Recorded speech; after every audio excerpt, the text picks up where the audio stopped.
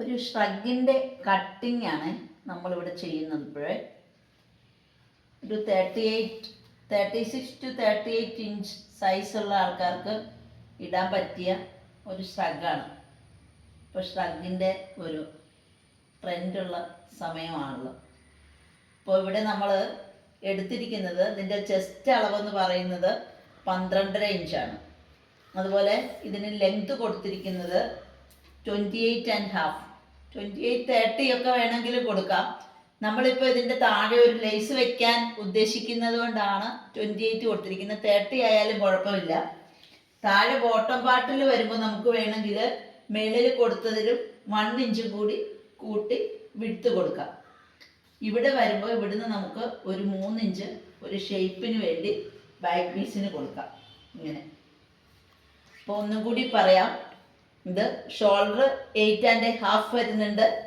ഷോൾഡറിൽ നിന്ന് താഴേക്ക് arm hole വരുമ്പോൾ സെയിം കൊടുക്കുന്നുണ്ട് 8.5.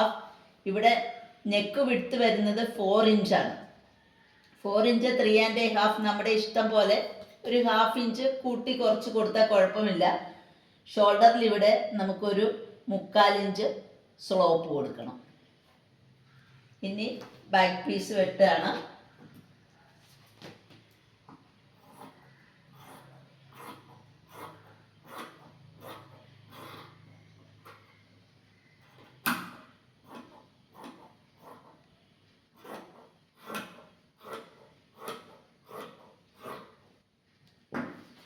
മേളിൽ നിന്നൊരു 14 ഇഞ്ച് താഴെ വരുമ്പോൾ നമുക്ക് ആ ഇടയ്ക്കുള്ള ഷേപ്പ് ഒരു 1 ഇഞ്ച് ഇവിടെ ഒരു ഷേപ്പ് കൊടുക്കുന്നത് നല്ലതാണ്.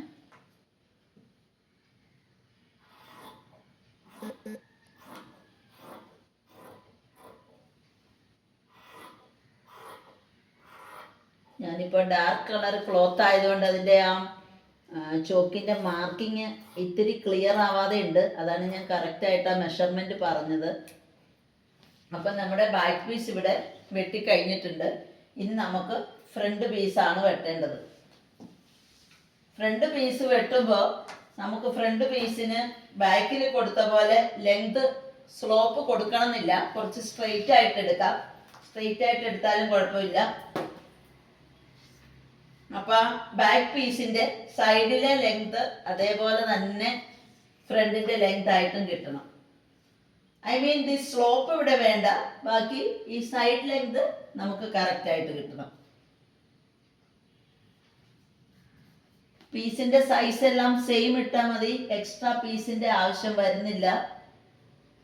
Just keep the same size. Back ഫ്രണ്ടും ഒരേ അളവ് മതി. അതായത് കൂട്ടി എടുക്കേണ്ട ആവശ്യമില്ല.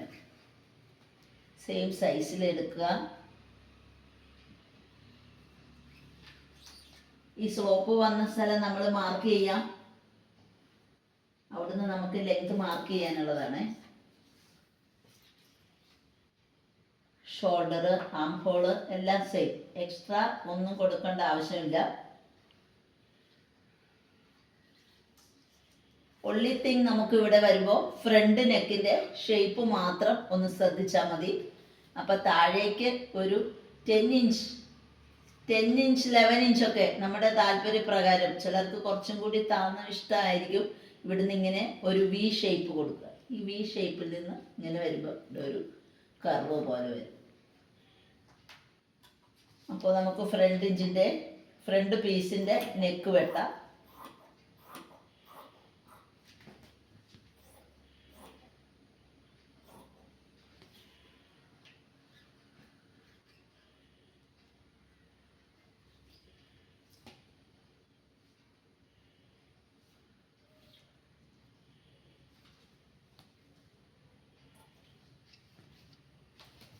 അതേപോലെ ഇവിടെ സൈഡും വെട്ടി കൊടുക്കാം.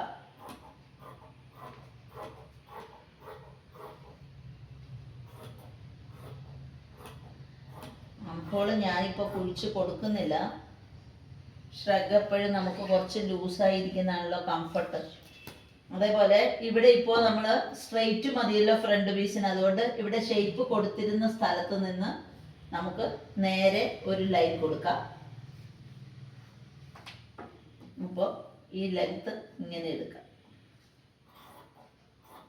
ഇങ്ങനെ ഒന്ന് ക്ലോത്ത് ലെവൽ ചെയ്ത് കൊടുക്കുക.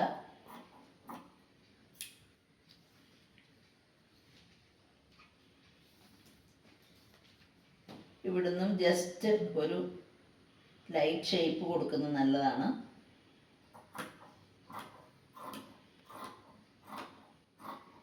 അധികം കളയണ്ട. ജസ്റ്റ് നമുക്ക് സ്റ്റിച്ച് ചെയ്തെടുക്കുമ്പോൾ ആ ഒരു നീറ്റ്നെസ് കിട്ടുന്നതിന് വേണ്ടി ആ ഒരു ഷേപ്പ് കൊടുത്താൽ നമുക്ക് ഈസി ആയിട്ടത് ചെയ്യാൻ സാധിക്കും.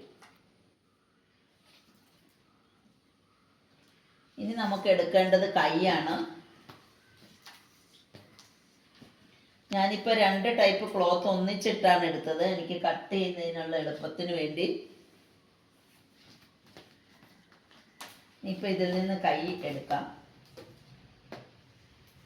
ഇപ്പോൾ ക്ലോത്ത് ഇങ്ങനെ 4ആയിട്ട് ഫോൾഡ് ചെയ്തെടുക്കുക. 4 പീസ്.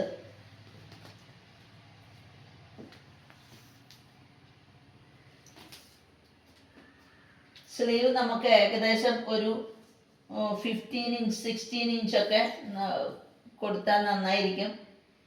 അപ്പോൾ ഒരു 1 ഇഞ്ച് ഫോൾഡ് ചെയ്ത് കൊടുക്കുന്നുള്ള കണക്കിന് 15 + 1 ആണ് ഞാനിവിടെ എടുത്തിരിക്കുന്നത്. പ്ലസ് ഒരു 1 ഇഞ്ച് സ്ലീവ് അലവൻസ് കൊടുക്കുന്നുണ്ട്. അപ്പോൾ ടോട്ടൽ 17 ഇഞ്ച് എടുത്തിട്ടുണ്ട്. സ്ലീവിൻ്റെ ബോട്ടം വരുമ്പോൾ ഒരു 8 ഇഞ്ചിൽ നമുക്ക് സ്റ്റിച്ച് ഇടാം. അപ്പോൾ പ്ലസ് 1 ഇഞ്ച് കൂട്ടി താഴെ 9 ഇഞ്ച് കൊടുക്കുന്നു.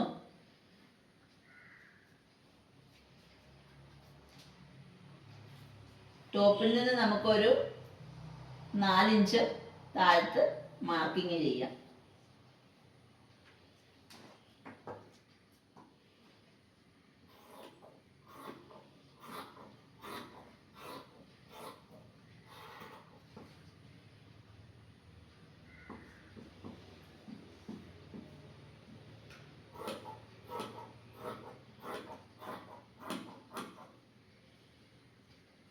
ഇപ്പോൾ സ്ലീവിൻ്റെ കട്ടിങ്ങും ഇവിടെ കഴിഞ്ഞിട്ടുണ്ട്.